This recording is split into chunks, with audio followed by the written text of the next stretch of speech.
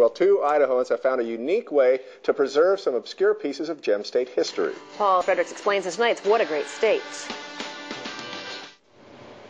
Travel enough country highways and you'll come across pieces of Americana. Idaho Americana. Yeah, take cookies outside Caldwell. I like that a lot. And we're not talking about the grub.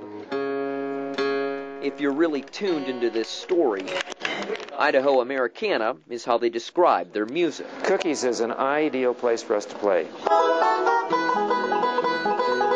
Bona Fide is the name of the group. We are bona fide, authentic. Bona Fide is really the duo of Marv Quinton.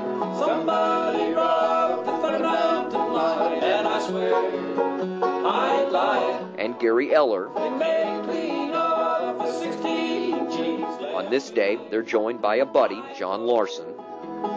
Somebody robbed the Thunder Mountain line. We're different than anybody else. What makes Bona Fide different is the songs are like a history book. You know, there's interesting things about people and places here. Each tune is about a specific part of Idaho history. And then it's an intellectual challenge to tell the story in 100 words. So the story flows really nicely, and then coming up with a melody that supports that. This is a true story about an amazing woman from right in this neck of the woods. Just moved us south of here, right? Yeah. So, ever heard of Kitty Wilkins? Known as the Queen of Diamonds, Horse Queen of Idaho. The Horse Queen of Idaho owned the biggest horse ranch in America, outside Bruno, at the turn of the 20th century. And she was an attractive woman, so after she rode around in the rink selling horses, she would dress up in fancy clothes and go out and charm the gents at night. And you know, they'd probably buy anything from a woman from Idaho like that.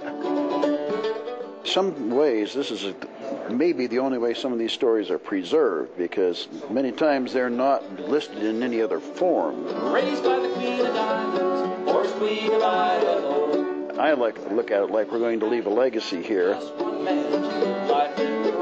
And when we tell them a story, they seem to lock into it.